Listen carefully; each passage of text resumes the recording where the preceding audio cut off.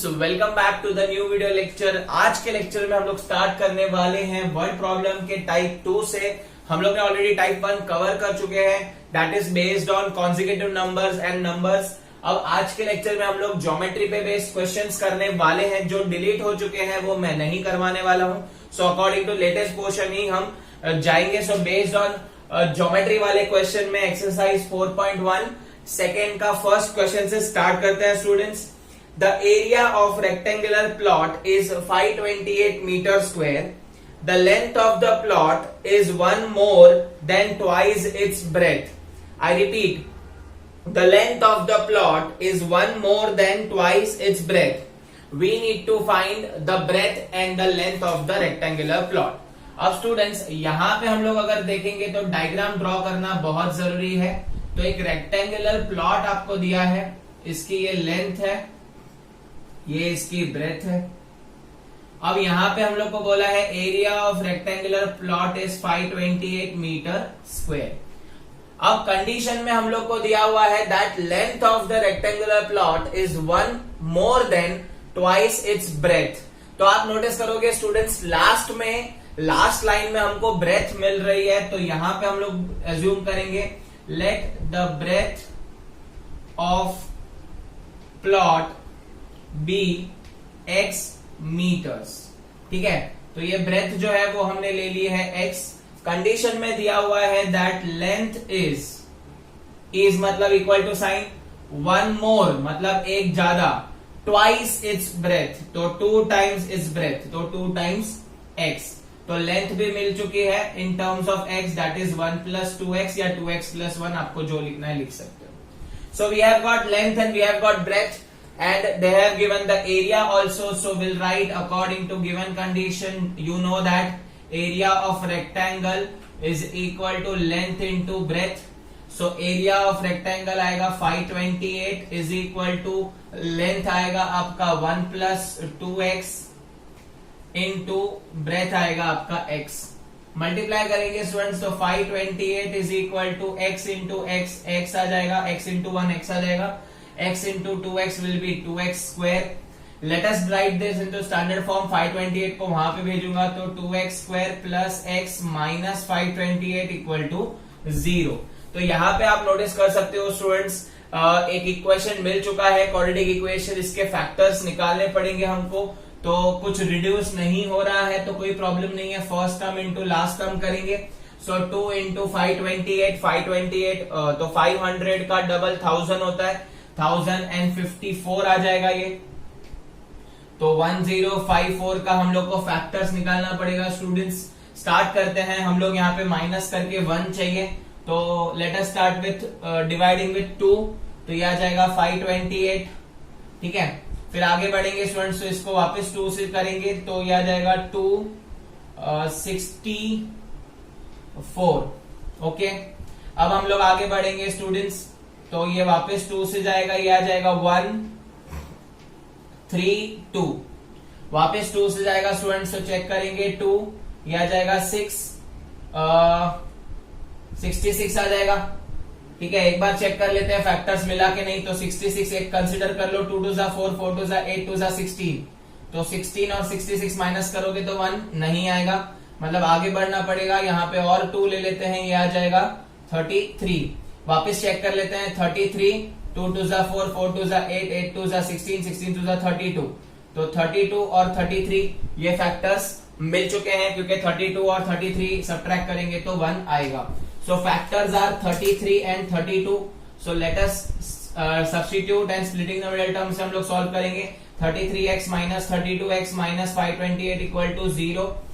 2 कॉमन आ जाएगा, x भी कॉमन आ जाएगा, यहाँ पे बचेगा, सॉरी यहाँ पे 2 कॉमन नहीं आएगा, यहाँ पे सिर्फ x कॉमन आ जाएगा स्टूडेंट्स।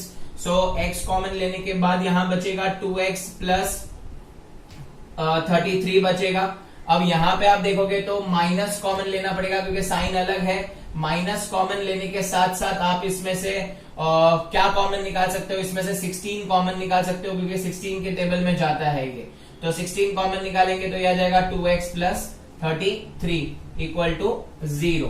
तो यहाँ पे आप देख पा रहे हो स्टूडेंट्स, मैंने 16 कॉमन निकाला हुआ है। तो 16 कॉमन निकालने के बाद यहाँ बचेगा 2x, और यहाँ बचेगा 528 का 33 बचेगा, आप मल्टीप्लाई करके भी चेक कर सकते हो। So you will be getting two factors 2x plus 33 x minus 16 equal to 0। यहाँ पे अगर इंडिविजुअल की बात करेंगे तो इट इज इक्वल टू 0 और ये भी 16 हो जाएगा। ये वैल्यू तो नेगेटिव आ जाएगी, फिर भी एक बार लिख देते हैं। तो दिस इज नेगेटिव, तो रेक्टेंगल का लेंथ और ब्रेथ नेगेटिव में नहीं हो सकता है, तो x का आंसर यहाँ पे आ गया 16।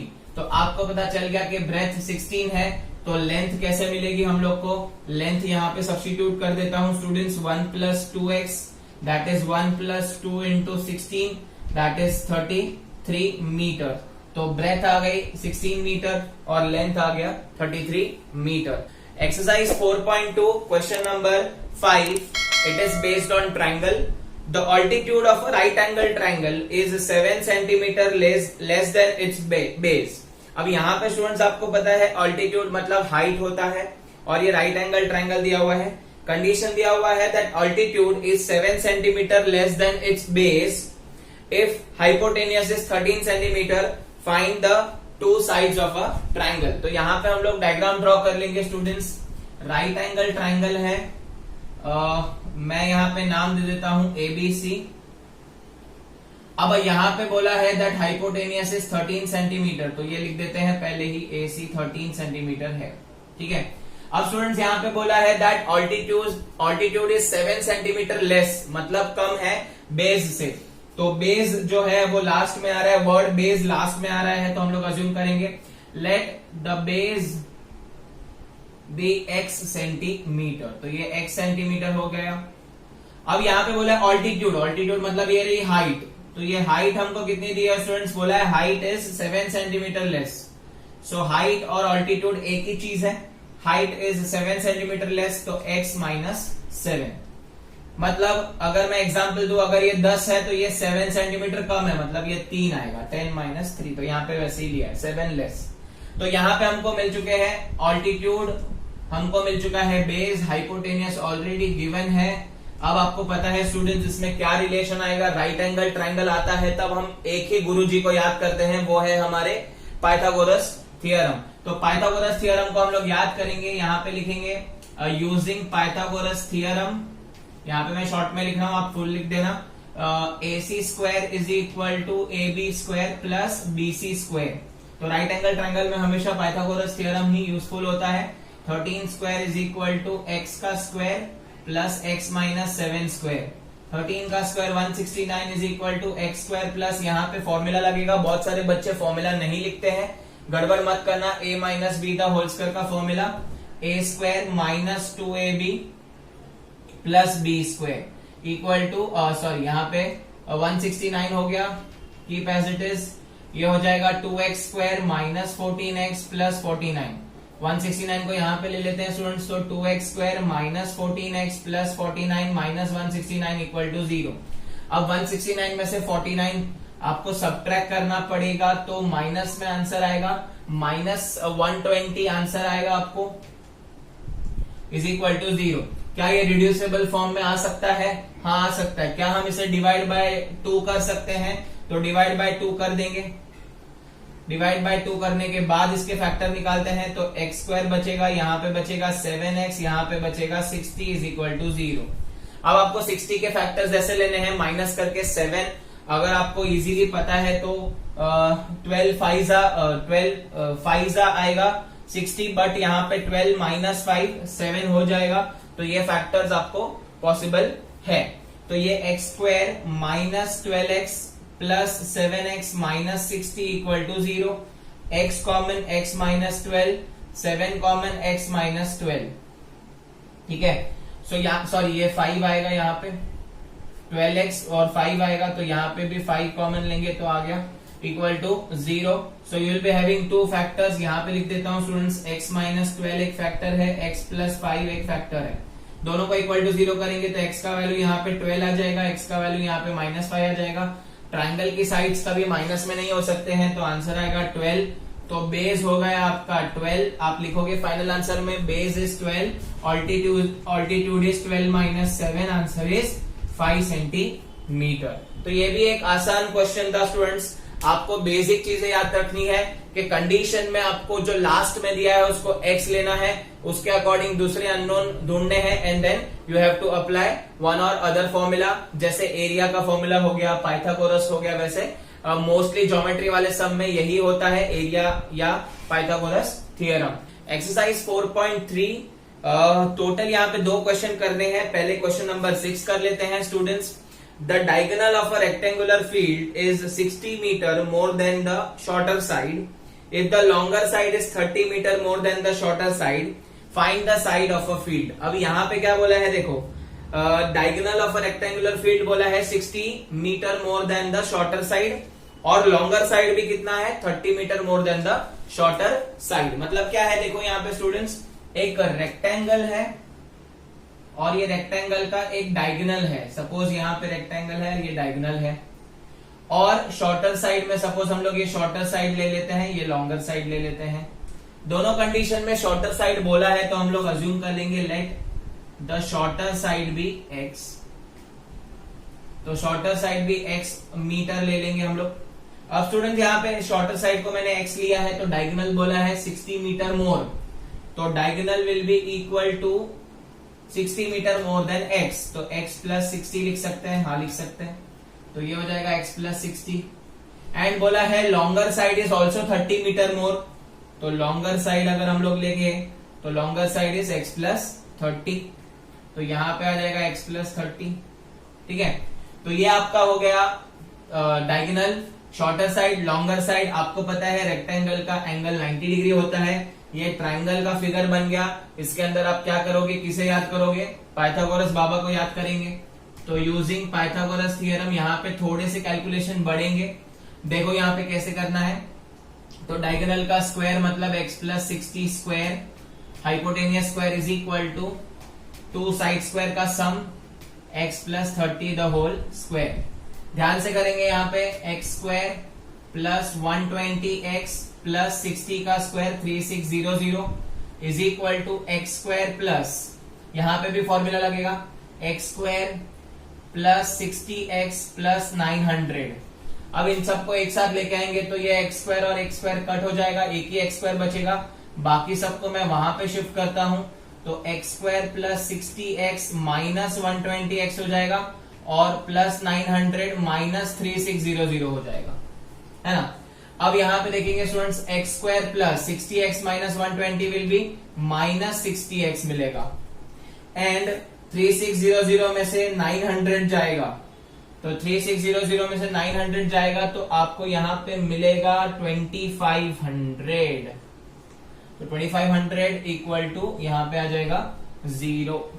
तो आई होप आपको ये समझा है कैसे किया हुआ है। 60 का स्क्वायर 3600 और 30 का स्क्वायर हम लोग ने लिया है 900। यहाँ पे सब्ट्रैक्शन वगैरह देख लीजिए आप, बराबर किया है कि नहीं किया हुआ है।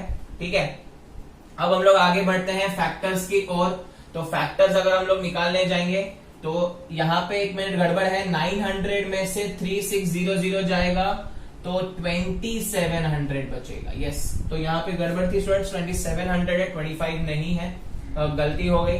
सो X square minus 60x minus 2700 है, आपको फैक्टर निकालना है। तो आपको क्या करना है, आप ये 00 को छोड़ दीजिए, आप खाली 27 और ये 6 पे कॉन्सेंट्रेट कीजिए। ये 00 आप भूल जाइए और ये एक 0 भी भूल जाइए। ये आपको मैं शॉर्ट ट्रिक बता रहा हूं, how to find the factors of such big numbers. अगर 00 है तो 2 0 है, उसके बदले यहाँ पे एक 0 रिमूव हो जाएगा, यहाँ के 2 0 निकले, यहाँ के एक 0 निकल जाएगा। अब 27 निकल जाएगा, मतलब हमारे मन में रखना है, वो निकालना नहीं है। 27 का फैक्टर्स माइनस करके 6, ऐसा कोई है कि 27 का फैक्टर्स माइनस करके 6? हाँ है, 9 3 तो 9 3 है, बट यहाँ पे 0 है तो 90 और 30। तो आई होप आपको ये ट्रिक समझा है कैसे किया है। आपको 2 0 के बदले यहाँ पे एक 0 की कुर्बानी देनी होगी, और जो बचता है नंबर उसका फैक्टर निकाल के बाद में 0 ऐड कर दीजिएगा। सो ये अभी यहाँ पे पेयरिंग करेंगे तो x कॉमन, x माइनस 90 बचेगा, यहाँ पे 30 कॉमन, x माइनस 90 बचेगा, तो x minus 90 is one factor, x plus 30 is another factor. यहाँ पे आ जाएगा x इज इक्वल टू 90, और यहाँ पे आ जाएगा x इज इक्वल टू -30, तो यहाँ पे लिखेंगे value is discarded, rectangle sides can't be in negative, so x is equal to 90 मिला, ये 90 है, तो आप सब्स्टिट्यूट करोगे, यहाँ पे लॉन्गर साइड आ जाएगी 90 प्लस 30 120, डायगोनल आ जाएगी 90 plus 60 that is 150। So I hope आपको ये रेक्टेंगल वाला जो क्वेश्चन है वो क्लियर है। Question number 11। So question number 11 में क्या बोला है देखेंगे। Sum of the area of 2 square is 468 metre square, if the difference of their perimeter is 24 metre, find the side of 2 square. तो यहां पे मैं आपको बता देता हूं एक्चुअली क्या है। तो 2 स्क्वायर है, यहां पे 2 स्क्वायर है, एक स्क्वायर बड़ा है, एक स्क्वायर छोटू है, ठीक है। अब क्या बोला है, इनके एरिया का सम 468 है। सपोज इसका एरिया A1, इसका एरिया A2, इन दोनों का मिला के सम दिया हुआ है 468। और एक इंपॉर्टेंट चीज बोलिए, the difference of the perimeter. तो डिफरेंस ऑफ द पेरीमीटर ये लोग ने दिया हुआ है, that difference of the perimeter is 24 metre. तो perimeter of square A1 minus perimeter of square A2, मैं P लिख रहा हूं, सिर्फ यहां पे 24 दिया हुआ है। अब आपको स्टूडेंट्स पेरीमीटर का फॉर्मूला पता होना चाहिए। पेरीमीटर का फॉर्मूला क्या होता है, स्क्वायर के पेरीमीटर का फॉर्मूला साइड स्क्वायर होता है। ये सब इंपॉर्टेंट भी मार्क कर दीजिएगा। तो पेरीमीटर का डिफरेंस दिया हुआ है, तो इसका पेरीमीटर माइनस इसका पेरीमीटर। तो सपोज इसका पेरीमीटर 4A1 लेते हैं, A1 इसकी साइड है ऐसा समझ लेते हैं, इसकी साइड हम लोग अज्यूम कर लेते हैं A1, इसकी साइड हम लोग अज्यूम कर लेते हैं A2, बाद में हम लोग x में कन्वर्ट कर देंगे। तो 4A1 minus 4A2 is equal to 24, क्योंकि पेरीमीटर दिया था तो perimeter 4 into side 4 into side, 4 common लेते हैं तो A1 माइनस A2 आ जाएगा 24, सो A1 माइनस A2 आ जाएगा 6। अब यहां पे हम लोग को एक कंडीशन मिलेगी, that A1 is equal to A2 plus 6 हो जाएगा। तो A1 के बदले हम लोग लिख सकते हैं A2 प्लस 6। इसका मतलब इसकी साइड हम लोग क्या लिख सकते हैं, दूसरे की साइड से 6 ज्यादा है। तो ये लोग हैं, इन लोग ने डायरेक्ट बोला नहीं कि side of one square is 6 metre more than other, वो आपको कंडीशन में पूरा घुमाना चाहते थे, तो वो लोग ने पेरीमीटर के फॉर्म में दिया। ऐसे देखने जाए तो हम लोग बोल सकते हैं कि side of bigger square is 6 metre more than another, ठीक है। अब हम लोग यहाँ पे x ले लेंगे, क्योंकि इसको हम लोग A2 के फॉर्म में ले चुके हैं, इसको भी A2 के फॉर्म में ले चुके हैं, तो हम लोग A2 को ही x ले लेते हैं, ठीक है। तो A2 को x ले लिया। अब कंडीशन में क्या दिया हुआ है, area of square 1 plus area of square 2 is equal to 468। इन दोनों का एरिया 468 इक्वल है। अब हमको बताओ एरिया का फॉर्मूला क्या है। एरिया का फॉर्मूला स्टूडेंट्स, एरिया का फॉर्मूला है साइड स्क्वायर। तो इसकी साइड है A2, जिसको मैं x लिख देता हूं, तो यह आ जाएगा x का स्क्वायर, प्लस इसकी साइड है इससे ज्यादा, कितनी ज्यादा है, x प्लस 6 ज्यादा है, ठीक है। मतलब मैंने क्या किया, यहाँ पे A1 A2 तो रखा ही, A1 is equal to A2 plus 6, फिर मैंने क्या कर दिया, सारे को x में कन्वर्ट करने के लिए A2 को x ले लिया, तो ये क्या हो जाएगा, x प्लस 6 हो जाएगा। तो इसकी साइड 6 ज्यादा है, तो एक x स्क्वायर आ जाएगा, दूसरा आ जाएगा x plus 6 the whole square. यहाँ पे भी थोड़े कैलकुलेशन बड़े होंगे, ध्यान रखना, एकदम इजी है। पेरीमीटर का डिफरेंस दिया था तो उसे हमें साइड का रिलेशन मिला, साइड को x ले लिया और दूसरा साइड ढूंढा। तो यहाँ पे आ जाएगा x square plus 12x plus 36, यहाँ पे फॉर्मूला लगेगा माइनस 468 इक्वल टू 0। तो x square plus x square आ जाएगा 2x स्क्वायर प्लस 12x, यहाँ पे माइनस में आंसर आ जाएगा, तो 8 माइनस 6 2 आ जाएगा, 4 एज इट इज रहेगा, और 8 में से 6 गया तो 2 आ जाएगा, और 6 में से 3 गया तो 3, 432 आ जाएगा इक्वल टू 0। अब हम लोग इसको डिवाइड कर सकते हैं, हाँ कर सकते हैं, डिवाइडिंग बाई 2, पूरा इक्वेशन डिवाइड कर दोगे तो और इजी हो जाता है। तो x square plus 6x minus 2 1 6 is equal to 0। अब हमें 216 का फैक्टर निकालना है, माइनस करके 6 चाहिए, तो 216 है, 2 से जाएगा 108, यहाँ पे गड़बड़ करते हैं, 0 नहीं डालते 18 लिख देते हैं बच्चे, तो गड़बड़ हो जाएगा। फिर आएगा वापस 2 से, ये आ जाएगा 5 54, चेक कर लो 54 में से 4 जाएगा तो 50, नहीं 6 तो नहीं बच रहा है। आगे बढ़ेंगे तो ये आ जाएगा 27। अब चेक कर लो 27 है, 2 2 4 4 2 8, 27 और 8 नहीं आ रहा है। आगे बढ़ेंगे 3 से तो यहाँ पे आ जाएगा 9, चेक कर लेंगे 3 2 6 2 12, 12 2 24 और 9 नहीं आ रहा है। आगे बढ़ेंगे 3 3 3। अब हम लोग ने स्ट्रेट फैक्टर चेक कर लिया, नहीं आ रहा है तो हम उल्टा जाएंगे। तो उल्टे में पहले मैं इन दोनों की जोड़ी बनाता हूँ। 3 2 6, 2 2 4, 4 3 12, 12 3 36, तो वो नहीं आ रहा है। अब आगे बढ़ेंगे 3 2 6 2 12, 2 3 6, 6 3 18, मिल गया फैक्टर। ये 18 है और ये 12 है, तो 18 और 12 is the correct answer. So x square plus 18x minus 12x minus 216 is equal to 0. x common ले लेंगे, x plus 18 बचेगा, minus 12 कॉमन, x plus 18 बचेगा equal to 0. So one answer is x plus 18, another answer is x minus 12 equal to 0. यहाँ पे आएगा x is equal to minus 18, यहाँ पे आ जाएगा x is equal to plus 12, negative value discard हो जाएगी, x का आंसर 12 आएगा, तो इसका आंसर 12 हो गया, इसका आंसर 12 plus 6 18 हो गया। तो ऐसे ही आपको साइड ऑफ अ स्क्वायर मिल चुकी है। अगर आपको A1 A2 नहीं करना है तो आप साइड 1 साइड 2 लिख के भी कर सकते हैं। आपको सिर्फ रिलेशन पता होना चाहिए साइड के बारे में। तो मेरे को यहाँ पे रिलेशन मिल चुका है कि इसकी जो साइड है वो इससे 6 ज्यादा है, तो वो मैंने रिलेशन में डाल के एरिया ले लिया। एरिया में यहाँ पे स्क्वायर करना जरूरी है बिकॉज साइड स्क्वायर होगा, और पेरीमीटर के टाइम यहाँ पे 4A1 और 4A2 लेना जरूरी है। अब यही इसी के साथ साथ हम लोग सॉल्व एग्जाम्पल की और 2 इंपॉर्टेंट वर्ड प्रॉब्लम है बेस्ड ऑन ज्योमेट्री, वो कर लेते हैं। पेज नंबर 84 सॉल्व एग्जाम्पल 12 है। यहाँ पे वो लोग ने सोल्यूशन कुछ अलग तरीके से दिया है, मैं आपको एकदम सिंप्लीफाइड सोल्यूशन दे रहा हूँ,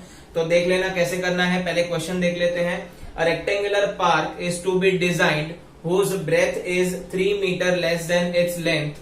Its area is to be 4 square meter more than the area of a park that has already been made in the shape of isosceles triangle with its base as a breadth of the rectangular park and altitude 12 meter. Find the length and breadth. फिर से एक बार question देख लेंगे। एक rectangular park है students, जिसके breadth और length का रिलेशन दिया है, बोला है वो breadth is 3 metre less than इस लेंथ। और यहाँ पे बोला है कि ये जो रेक्टेंगुलर पार्क है उसका अगर हम लोग एरिया करने जाए कंपेयर, तो एरिया जो है वो 4 ज्यादा है किससे, उसके बाजू में ही एक आइसोसेलेस ट्रायंगल में एक प्लेइंग एरिया टाइप कुछ बनाया है, उसके एरिया से ये ज्यादा है। तो हम लोग यहाँ पे डिजाइन कर लेते हैं इसकी पहले स्ट्रक्चर। तो स्टूडेंट्स देखो कुछ ऐसा दिखता है, ये आपका रेक्टेंगुलर गार्डन है। So this is your rectangular garden जिसमें हम लोग को बोला है whose breadth is 3 meter less than its length। तो स्टूडेंट्स ये रेक्टेंगुलर गार्डन है, तो हम लोग अज्यूम कर लेंगे लेंथ आपको लास्ट में मिल रहा है वर्ड, तो let the length be x metres. तो मैंने यहाँ पे x मीटर ले ली है लेंथ। यहाँ पे ध्यान से देखना स्टूडेंट्स, ब्रेथ बोला है, ब्रेथ जो है वो है 3 मीटर लेस, तो लेस मतलब कम, तो ब्रेथ क्या होगी स्टूडेंट्स बताओ मेरे को, क्या होगी ब्रेथ फटाफट बताओ। सो ब्रेथ विल बी 3 लेस, तो x माइनस 3 होगी, तो ये x माइनस 3 होगी। अब स्टूडेंट्स क्या हो गया है, ये कंडीशन तो मिल गया। अब हमको क्या बोला है, इसके ही बगल में एक आइसोसेलेस ट्रायंगल है जिसका बेस इसके ब्रेथ पे टच होता है, मतलब इसका ट्रायंगल है जिसका बेस, अभी देखो ये ट्रायंगल का बेस और रेक्टेंगल का ब्रेथ दोनों सेम है ऐसा बोला गया है, और ये आइसोसेलेस ट्रायंगल है मतलब ये दोनों सेम है, ठीक है। और बोला है इसका ऑल्टीट्यूड, ऑल्टीट्यूड मतलब हाइट कितना है 12 मीटर है, ये भी दिया हुआ है। अब कंडीशन में बोला है ये रेक्टेंगल और ये ट्रायंगल का एरिया कंपेयर किया हुआ है, तो क्या लिखेंगे देखो, according to given condition area of rectangle part is मतलब इक्वल टू 4 ज्यादा है 4 square metre more than the area of triangle, ऐसा बोला गया है। अब हम लोग बारी बारी वैल्यू डालेंगे। Area of rectangle length into breadth डाल देते हैं students, is equal to 4 plus half into area of triangle half into base into height. अब स्टूडेंट्स यहाँ पे देखो लेंथ इंटू ब्रेथ, तो लेंथ हमने ली है x, ब्रेथ हमको मिली है x minus 3 is equal to 4 ज्यादा plus half into base into height. अब ध्यान से देखना, ट्राइंगल का बेस और इसका ब्रेथ सेम है, तो ये भी x माइनस 3 हो जाएगा। तो x minus 3 keep as it is into height दिया है 12। अब हम इसको सॉल्व करेंगे तो यह आ जाएगा x square minus 3x is equal to, यहां पे कर देंगे 2 6 जा, तो 4 प्लस 6 इंटू एक्स माइनस 3। अब हम इसको सिंप्लीफाई करते हैं तो x square minus 3x is equal to 4 plus 6x minus 18। और सिंप्लीफाई करेंगे सारे के सारे को यहां पे लेके आएंगे तो x square minus 3x minus 6x, 4 minus 18, 4 minus 18 14 हो जाएगा, यहां पे आएगा तो प्लस 14 हो जाएगा। तो यहां पे बचेगा x square minus 9x plus 14 equal to 0। अब एकदम इजी फैक्टर है, 14 का फैक्टर प्लस करके 9 7 2 जा, तो एक्स स्क्वायर माइनस 9x, इसका स्प्लिटिंग द मिडल टर्म करेंगे तो minus 7x minus 2x plus 14 equal to 0। Can I take x common? हाँ, x कॉमन ले लेंगे, minus 7 minus 2 x minus 7 equal to 0। ठीक है, तो आप लोगों को पता चला ये कैसा है। ये रेक्टेंगुलर गार्डन है, यहाँ पे बाजू में सपोज चिल्ड्रन का प्लेइंग एरिया होता है, वो ट्रायंगल है, और दोनों के एरिया में फर्क है। ऑब्वियसली गार्डन ज्यादा होता है प्लेइंग एरिया से। तो यहाँ पे x माइनस 7 कॉमन आ जाएगा, यहाँ पे x minus 2 equal to 0, x is equal to 7 और x इज इक्वल टू 2। अब स्टूडेंट्स यहाँ पे जो वैल्यू है दोनों भी पॉजिटिव है, तो क्या दोनों वैल्यू वैलिड है? मैं कहूंगा नहीं। क्यों नहीं है? दिमाग लगाओ। 7 और 2 में से कौन सा आंसर वैलिड नहीं है? बताओ। चलो मैं आपको बताता हूं। x is equal to 7 answer valid है, x is equal to 2 valid नहीं है। क्यों? अभी x का वैल्यू हमने क्या अज्यूम किया था? लेंथ। तो लेंथ का वैल्यू 2 आ गया, तो ये जो वैल्यू होगा ब्रेथ का वो 2 माइनस 3 माइनस 1 हो सकता है क्या? नहीं, नेगेटिव आंसर नहीं हो सकता। तो जो आपका आंसर होगा वो कौन सा वैलिड होगा? x is equal to 7। तो x का आंसर 7 आ गया, इसका answer 7 minus 3 that is 4 which is valid answer. तो आई होप आपको समझा वैलिड कौन सा है। नेगेटिव नहीं है, फिर भी हमने चेक किया तो ब्रेथ नेगेटिव में आ रहा था 2 डालने के बाद, तो आंसर 2 डिस्कार्ड कर देना है। तो ये भी एक इंपॉर्टेंट क्वेश्चन था जो टेक्स्ट बुक में सॉल्व अलग तरीके से किया है, मैंने यहाँ पे आपको बहुत सिंपल तरीके से करके दिया है। पेज 89 सॉल्व एग्जाम्पल 17, ये भी एक इंपॉर्टेंट क्वेश्चन है, ये भी एग्जाम में आया है स्टूडेंट्स, तो इसे भी 3 स्टार मार्क कर देंगे। A pole has to be erected, erected मतलब उसको हम लोग को पोल को दफनाना है, at a point on the boundary of a circular park, circular park की बाउंड्री में, जिसका diameter is 13 metre, in a such a way, अभी यहाँ पे कंडीशन है, in a such a way that difference of the distance from 2 diametrically opposite gates A and B on the boundary is 7 meter.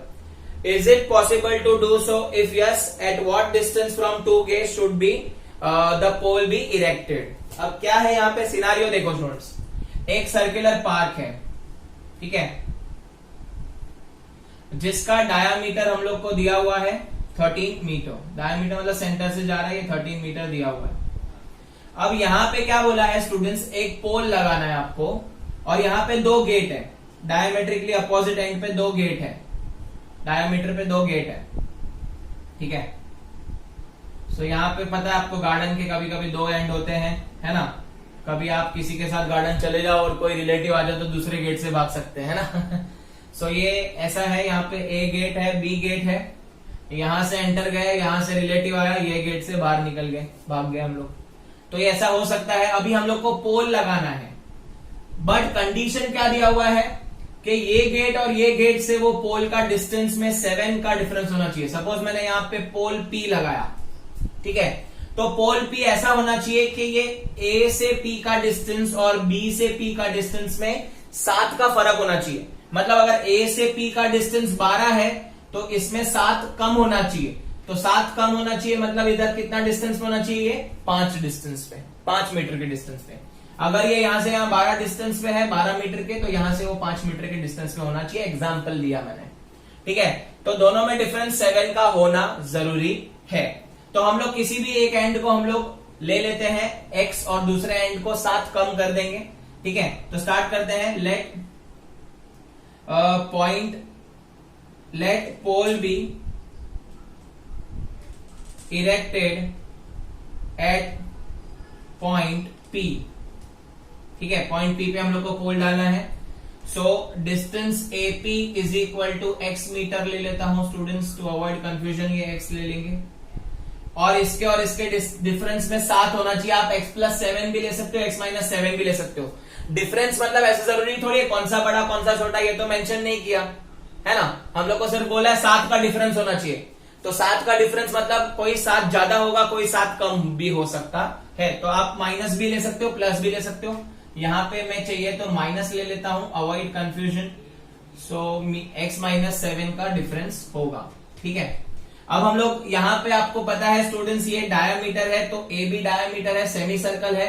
Semi circle के अंदर कोई भी angle 90 degree होता है। So angle APB is equal to 90 degree angle in a semi circle. आपने सीखा है students class 9th में angle in a semi circle 90 होता है, angle subtended by the semi circle, और डायमीटर इज 90 डिग्री, ऐसा सुना है। तो अब हम यहाँ पे 90 मिल गया, तो ऑब्वियसली ट्रायंगल है, तो पाइथागोरस बाबा को याद करेंगे। AB square is equal to AP square plus BP square. AB square is 13 का square, AP square is x square, ये आ जाएगा x-7 स्क्वायर, ये आ जाएगा 169 is equal to x square plus formula x square minus 14x plus 49। यहाँ पे 169 is equal to 2x square minus 14x plus 49। 169 वहां पे जाएगा तो 2x square minus 14x minus 120 equal to 0। तो ये 120 आ गया। डिवाइड होगा स्टूडेंट्स, यस डिवाइड तो होगा ही, तो डिवाइड बाय 2 कर देंगे तो x square minus 7x minus 60 equal to 0। ये सेम टू सेम हमने फैक्टर निकाले हैं रेक्टेंगल वाले सम में। आई होप रेक्टेंगल वाला ही सम था ना, नहीं ट्राइंगल वाला सम था, ऑल्टीट्यूड वाला। हाँ, तो फैक्टर्स आप जानते हो, 60 के फैक्टर्स माइनस करके 7, दैट इज 12 5 तो 12 और 5 है, जो नेगेटिव वैल्यू होगा उसे डिस्कार्ड कर देना और पॉजिटिव आंसर लेके आना डिस्टेंस इसके। सो स्टूडेंट्स आई होप आपको ज्योमेट्री के जो हमने 6 सम्स किए हैं वो समझे हैं। इसके बदले आप होमवर्क के अंदर स्टूडेंट्स 4.4 एक्सरसाइज में लास्ट क्वेश्चन है और उसके ऊपर वाला क्वेश्चन है वो कर लेना स्टूडेंट्स। आई होप आपको ये वीडियो पसंद आया है, तो इसे लाइक कीजिए, शेयर कीजिए अपने दोस्तों के साथ। चैनल को सब्सक्राइब नहीं किया है तो कर दीजिए। Thank you so much for watching this video, keep learning.